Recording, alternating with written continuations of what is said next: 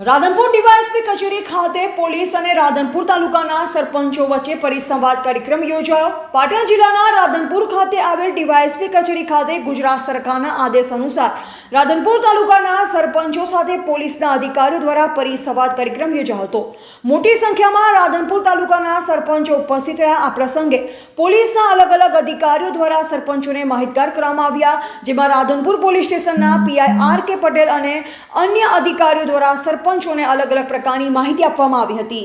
રાજ્યના ડીજીપી શ્રી વિકાસ સહાય સાહેબની સૂચનાથી જ્યારે ગ્રામીણ વિસ્તારોમાં પોલીસને લગતા બનાવો બને ત્યારે સ્થાનિક પોલીસને તાત્કાલિક જાણ થાય અને પોલીસની કામગીરીમાં વિલંબ ન થાય તે હેતુથી રાધનપુર પોલીસ સ્ટેશન વિસ્તારમાં આવેલ 47 ગ્રામ પંચાયતના સરપંચશ્રીઓનો આજરોજ રાધનપુર ખાતે સરપંચ પોલીસ પરિસંવાદ કાર્યક્રમ યોજાયો।